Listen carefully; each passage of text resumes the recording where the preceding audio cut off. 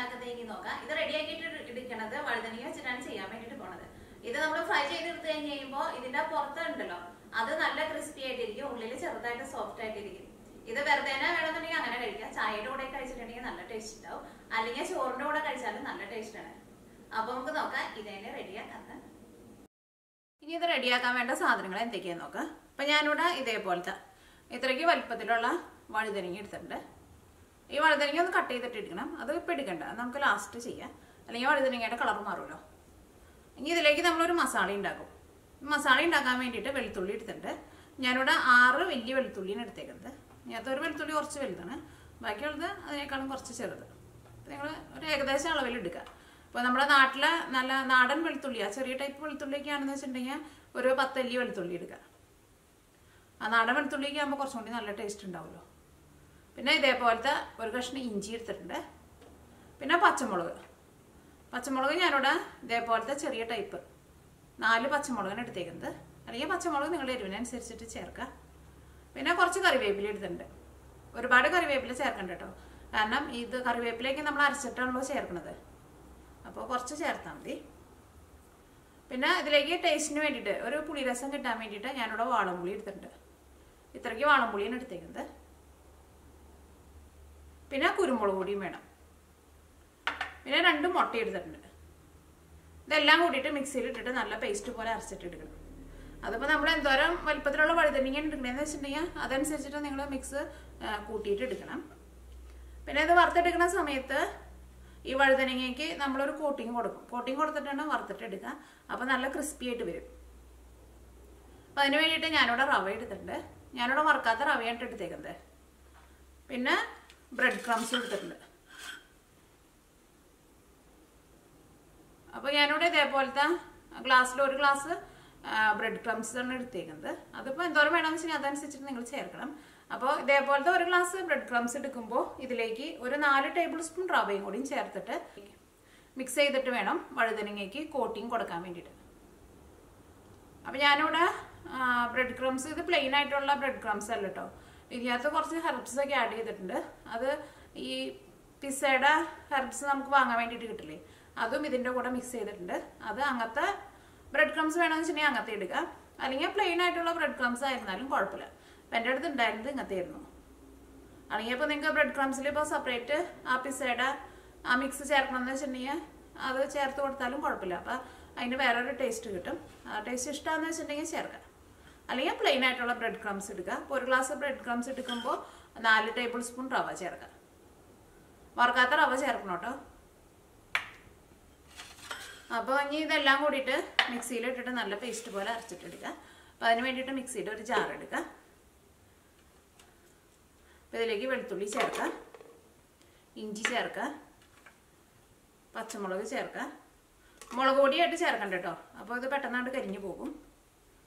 അപ്പോൾ പച്ചമുളക് ചേർത്താൽ മതി. കറിവേപ്പില ചേർക്കുക, വാളംപുളി ചേർക്കുക.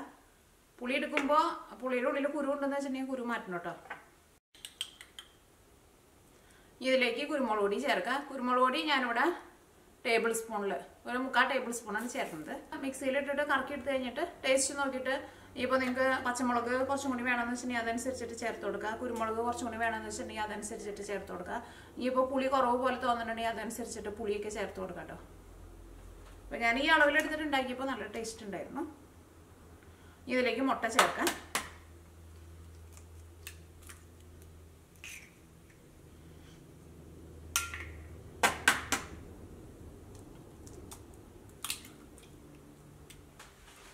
ഇതിലേക്ക് ആവശ്യത്തിന് ഉപ്പ് ചേർക്കാം. ചേർക്കുമ്പോൾ ഒരു ഏകദേശം അളവിൽ ചേർക്കാം. കഴിഞ്ഞിട്ട് ഇതെല്ലാം കൂടിയിട്ട് നമ്മൾ കറക്കി എടുത്ത് കഴിഞ്ഞ് കഴിയുമ്പോൾ ഒന്ന് ടേസ്റ്റ് നോക്കിയിട്ട് അതനുസരിച്ചിട്ട് ചേർത്ത് കൊടുത്താൽ മതി. കാരണം ഈ വഴുതനങ്ങയ്ക്ക് അധികം ഉപ്പ് വേണ്ട, വഴുതനങ്ങ ഭയങ്കര സോഫ്റ്റ് ആയിട്ടാണല്ലോ ഇരിക്കുക. ഇതൊന്ന് കറക്കിയിട്ട് എടുക്കാം.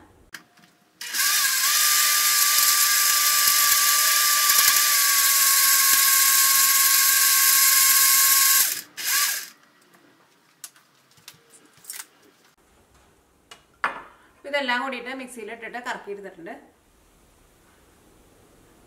ഇത് വേറൊരു പാത്രത്തിലേക്ക് പാർത്ത് ഒരു കഷ്ണം ഇഞ്ചി അറിയാനായിട്ട് ഒന്നുകൂടി നിറച്ചിട്ടിട്ട്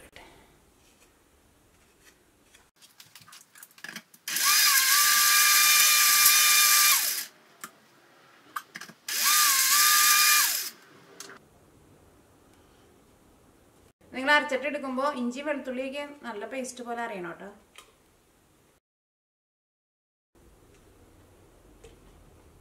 അപ്പോൾ നമ്മുടെ മിക്സിങ് റെഡി ആയിട്ടുണ്ട്. ഇത് നീക്കി വയ്ക്കാം. അപ്പോൾ ഇതേപോലെ തന്നെ അരച്ച് കഴിഞ്ഞിട്ട് നിങ്ങൾ ടേസ്റ്റ് നോക്കിയിട്ട് ഉപ്പ് വേണമെന്ന് വെച്ചിട്ടുണ്ടെങ്കിൽ അതനുസരിച്ചിട്ട് ഉപ്പ് ചേർക്കാം. ഇത് നീക്കി വയ്ക്കാം. ഇത് നമുക്ക് വഴുതനങ്ങ ഒന്ന് കട്ട് ചെയ്തിട്ട് എടുക്കാം.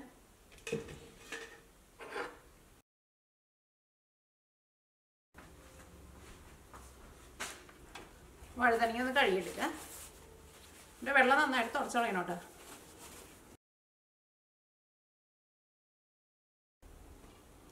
ഇത് കട്ട് ചെയ്തെടുക്കുക.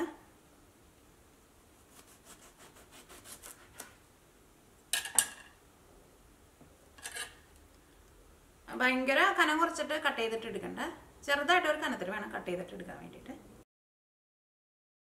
കട്ട് ചെയ്തെടുക്കുന്നത് അത്രയ്ക്കാണ്ട് ടേസ്റ്റ് ഉണ്ടാവില്ല.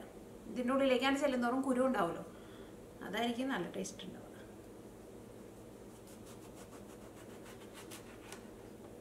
അപ്പം ഇതേപോലെ ഇത്രയും കനത്തിൽ കട്ട് ചെയ്തിട്ട് എടുക്കുക. നേരത്തെ കൂട്ടിയിട്ട് കട്ട് ചെയ്ത് വെക്കണ്ട കേട്ടോ, അത് നമുക്കറിയാലോ. നേരത്തെ കൂട്ടിയിട്ട് കട്ട് ചെയ്ത് വെച്ചിട്ടുണ്ടെങ്കിൽ ഇതിൻ്റെ കളർ മാറും. അപ്പോൾ ഫ്രൈ ചെയ്യുന്ന സമയത്ത് മാത്രം കട്ട് ചെയ്ത് വെച്ചാൽ മതി.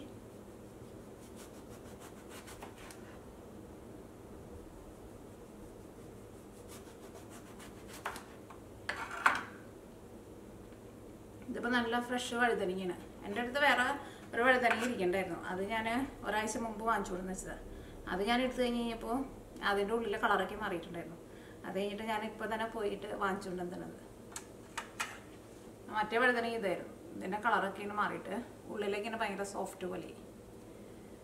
ഞാൻ രണ്ടാമത് പുതിയത് വാങ്ങിച്ചുകൊണ്ടപ്പോൾ എനിക്ക് പേടിയായിരുന്നു ഇതും കേട് വന്നിട്ടുണ്ടാവുമെന്ന്.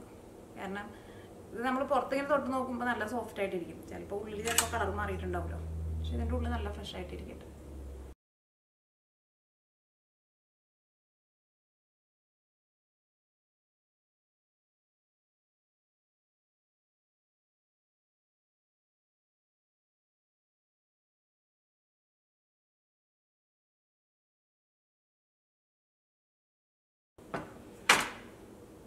അപ്പോൾ ഇതെല്ലാവരും കട്ട് ചെയ്തെടുത്തിട്ടുണ്ട്. അപ്പോൾ ഇതിനകത്ത് ഇപ്പോൾ ഏറ്റവും അവസാനേക്ക് വന്നപ്പോൾ വലിയ വലിയ പീസുകളായിട്ടാണ് കിട്ടിയത്. അപ്പോൾ ഇങ്ങനെ വലിയ വലിയ പീസുകളൊക്കെയാണെന്ന് വെച്ചിട്ടുണ്ടെങ്കിൽ നിങ്ങൾക്ക് വേണമെന്നുണ്ടെങ്കിൽ ഇത് 2 പീസായിട്ട് കട്ട് ചെയ്തിട്ട് വറുത്തിട്ട് എടുക്കാം കേട്ടോ.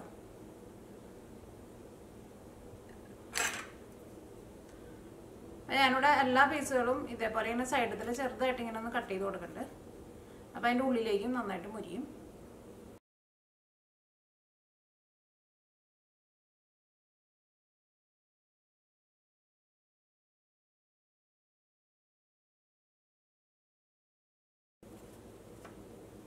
ഇതേപോലെ ഇങ്ങനെ 2 പീസായിട്ട് കട്ട് ചെയ്യണമെന്ന് വെച്ചിട്ടുണ്ടെങ്കിൽ ഇങ്ങനെ വലിയ പീസുകളൊക്കെ വരുമ്പോൾ ഇങ്ങനെ 2 പീസായിട്ട് കട്ട് ചെയ്താലും കുഴപ്പമില്ല കേട്ടോ. അത് നിങ്ങൾക്ക് ഇഷ്ടമുള്ള ഷേപ്പിലേക്ക് നിങ്ങൾക്ക് കട്ട് ചെയ്തിട്ട് എടുക്കുക. ഇതെല്ലാവരും ഇതേപോലെ തന്നെ കട്ട് ചെയ്തെടുത്തിട്ടുണ്ട്. ഇനി നമുക്ക് ബ്രെഡ് ക്രംസിൻ്റെ മിക്സിങ് ഒന്ന് മിക്സ് ചെയ്തിട്ട് എടുക്കാം.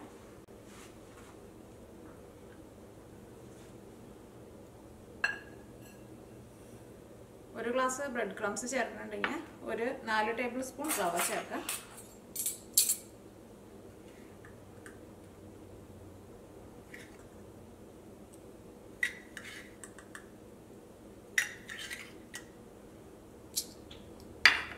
ഇതെല്ലാം കൂടിയിട്ട് മിക്സ് ചെയ്യാം.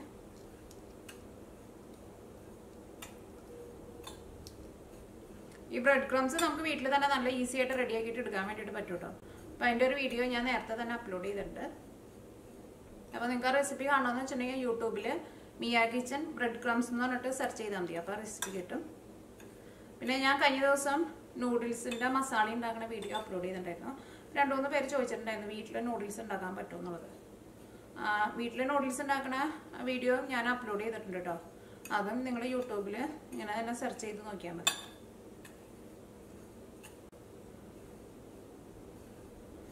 ബ്രെഡ് ക്രംസിൽ റവ നന്നായിട്ട് മിക്സ് ആയിട്ടുണ്ട്.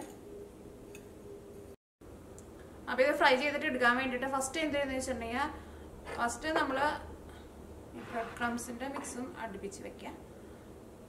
എന്നിട്ട് ഇത് നമ്മൾ ഇതിനകത്ത് ഇതേപോലെ 2 സൈഡും ഇങ്ങനെ ഒന്ന് കാണിക്കാം. 2 സൈഡും ഇത് നന്നായിട്ട് പിടിച്ചില്ലേ മസാല. അത് കഴിഞ്ഞിട്ട് ഈ ബ്രെഡ് ക്രംസിലേക്ക് വയ്ക്കാം.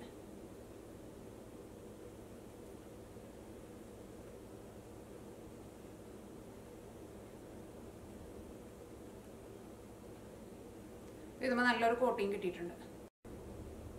ഇത് ഓയിലിലേക്ക് ഇട്ടിട്ട് ഇത് പൊരിച്ചിട്ട് എടുക്കണം. ഓയിലിലേക്ക് ഇടുന്ന സമയത്ത് തീ ഒരുപാട് അങ്ങോട്ട് കൂട്ടി വെക്കണ്ട. പക്ഷെ ഓയിൽ നന്നായിട്ട് ചൂടായി കഴിഞ്ഞിട്ട് വേണം എടുത്ത് ഇടാൻ വേണ്ടിയിട്ട്.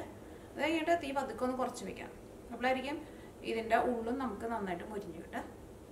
അപ്പോൾ ബാക്കിയുള്ളതെല്ലാവരും ഇതേപോലെ തന്നെ നിങ്ങൾ റെഡിയാക്കിയിട്ട് വെക്കുക. അത് കഴിഞ്ഞിട്ട് നമുക്ക് ഫ്രൈ ചെയ്തിട്ട് എടുക്കാം.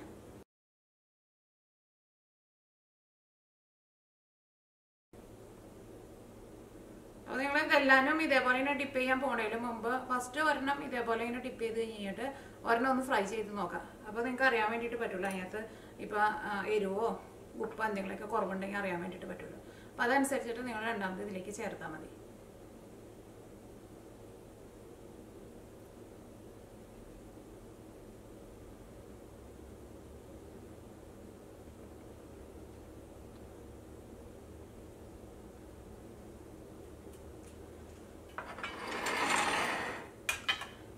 ഞാനിവിടെ 2-3 ഒരുമിച്ച് ഈ ബ്രെഡ് ക്രംസിലേക്ക് ഇട്ടിട്ട് അങ്ങനെ ഒരുമിച്ച് ഇതിനകത്ത് നിന്ന് മിക്സ് ചെയ്തിട്ട് എടുത്താൽ മതി. അപ്പോൾ കുറച്ചും കൂടി എളുപ്പമായിട്ടിരിക്കും. പിന്നെ ഇതിൻ്റെ എല്ലാ ഭാഗത്തും നിങ്ങൾ തൊടരുത് കേട്ടോ. അപ്പോൾ നമ്മളെ തൊടുന്ന സ്ഥലത്തു നിന്നുള്ള ബ്രെഡ് ക്രംസിൻ്റെ ആ കോട്ടിങ് പോകുമല്ലോ. ഇതിപ്പോൾ ശരിക്കും നല്ലൊരു നെയ്മീൻ്റെ ഒരു കഷ്ണം പോലെ ഉണ്ട്.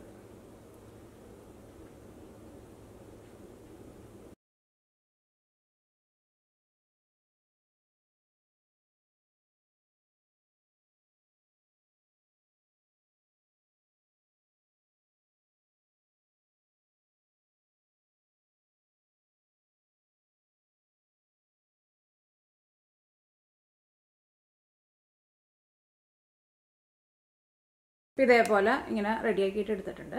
അപ്പോൾ നമ്മൾ ഉണ്ടാക്കിയിരുന്ന മിക്സിങ് ഇപ്പോൾ ഞാൻ ആ കട്ട് ചെയ്തേക്കണ വഴുതനങ്ങയ്ക്ക് മുഴുവനും തികഞ്ഞില്ല കേട്ടോ. ബാക്കി ഇത്രയ്ക്ക് വഴുതനങ്ങയും കൂടിയിട്ട് ബാക്കിയുണ്ട്. അപ്പോൾ നിങ്ങൾ ഉണ്ടാക്കുന്ന സമയത്ത് തീർന്നു പോകണമെന്ന് വെച്ചിട്ടുണ്ടെങ്കിൽ നിങ്ങളതനുസരിച്ചിട്ട് മിക്സ് രണ്ടാമത് റെഡിയാക്കിയിട്ട് എടുക്കണം കേട്ടോ. അപ്പോൾ ഇതേപോലെ ഇങ്ങനെ ബ്രെഡ് ക്രംസിൽ മിക്സ് ചെയ്തിട്ടുണ്ടെങ്കിൽ ഒരു 2 മണിക്കൂറൊന്നും വെക്കുന്നതിന് കുഴപ്പമൊന്നുമില്ല. പക്ഷേ കുറേ നേരമൊക്കെ വെച്ചിട്ടുണ്ടെന്ന് വെച്ചിട്ടുണ്ടെങ്കിൽ ഈ ബ്രെഡ് ക്രംസ് അങ്ങോട്ട് കുതിർന്നു പോകും. അപ്പോൾ നമ്മൾ ഫ്രൈ ചെയ്തിട്ട് എടുക്കുമ്പോൾ കൂടുതൽ ഓയിൽ കുടിക്കും. അപ്പോൾ നമ്മളിപ്പോൾ ഇന്നുണ്ടാക്കിയിട്ട് ഫ്രിഡ്ജിൽ വെച്ചിട്ട് ഇപ്പോൾ പിറ്റേ ദിവസം എടുക്കാമെന്ന് വെച്ചിട്ടുണ്ടെങ്കിൽ അങ്ങനെ ചെയ്യണ്ട. അത് കട്ട്ലേറ്റ് ആയിരുന്നാലും അങ്ങനെ തന്നെ. കട്ട്ലേറ്റിൻ്റെ മിക്സിങ്ങൊക്കെ നമ്മൾ റെഡിയാക്കിയിട്ട് വെച്ചാൽ മതി ഫ്രിഡ്ജിൽ. അത് കഴിഞ്ഞിട്ട് ഫ്രൈ ചെയ്യാന സമയത്ത് മാത്രം ബ്രെഡ് ക്രംസിൽ ഇതേപോലെ ഇങ്ങനെ റെഡിയാക്കിയിട്ട് എടുത്താൽ മതി. അല്ലെങ്കിൽ കട്ട്ലേറ്റ് ആയിരുന്നാലും കണ്ടമാനം ഓയിൽ കുടിക്കും. ഇനി ഇത് ഫ്രൈ ചെയ്തിട്ട് എടുക്കാൻ വേണ്ടിയിട്ട് ഒരു പാൻ വെച്ചിട്ട് ചൂടാക്കാം. ഇതിലേക്ക് ഓയിൽ ചേർക്കാം. ഇത് ഇതേപോലെ ഓയിലിൽ മുക്കി പൊരിച്ചിട്ട് എടുക്കണം കേട്ടോ. എന്നാൽ മാത്രമേ അത് ശരിക്കും മുരിഞ്ഞു കിട്ടുള്ളൂ.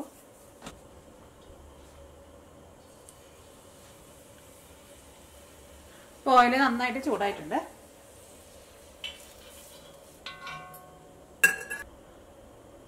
ഇത് ഓരോന്നായിട്ടിടാം.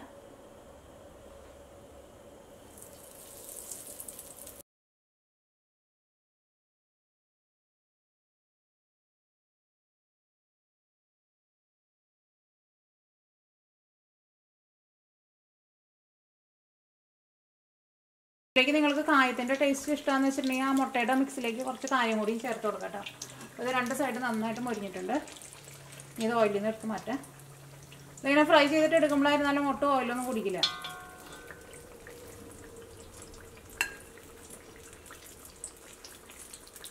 അത് ഓയിലിൽ നിന്ന് എടുക്കുന്ന സമയത്ത് തീ നന്നായിട്ട് കൂട്ടി വെച്ചിട്ട് എടുത്താൽ മതി.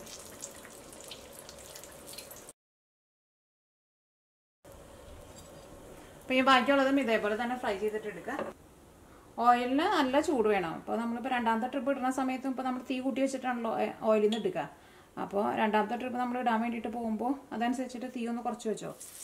അതിപ്പോൾ ഓയിൽ നന്നായിട്ട് ചൂടായിട്ടാണ് ഇരിക്കുന്നത്. ഞാനിപ്പോൾ തീ കുറച്ച് വെച്ചിട്ടുണ്ട്.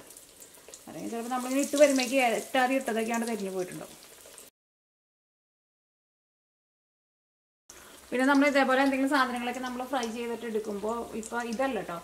ഇപ്പോൾ നമ്മൾ നെയ്യപ്പമൊക്കെ നമ്മൾ ഫ്രൈ ചെയ്തിട്ട് എടുക്കുന്ന സമയത്ത് ചിലപ്പോൾ നമ്മൾ ഒറ്റ ട്രിപ്പിൽ തന്നെ 2-3 ഒരുമിച്ച് കൊണ്ട് ഒഴിക്കും. അങ്ങനെ ഒഴിക്കുന്ന സമയത്ത് എന്താണ്ടാവുന്ന വെച്ചിട്ടുണ്ടെങ്കിൽ ചിലപ്പോൾ ആ ഓയിലിൻ്റെ ചൂട് അങ്ങോട്ട് കുറഞ്ഞു പോകും. അപ്പോൾ നെയ്യപ്പം അങ്ങോട്ട് നന്നായിട്ട് വീർത്ത് വരില്ല.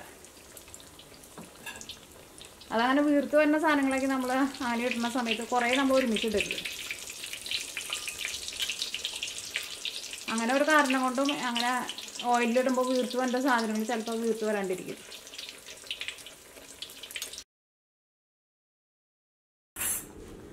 ഇപ്പം നമ്മുടെ മീനില്ലാത്ത മീൻ ഫ്രൈ റെഡി ആയിട്ടുണ്ട്. അപ്പോൾ ഞാനിവിടെ ലാസ്റ്റ് ഫ്രൈ ചെയ്ത് എടുത്തത് ഞാനിവിടെ ഇതേപോലെ ഒരു ഷേപ്പ് കൊടുത്തിട്ടാണ് ഫ്രൈ ചെയ്തിട്ട് എടുത്തത്.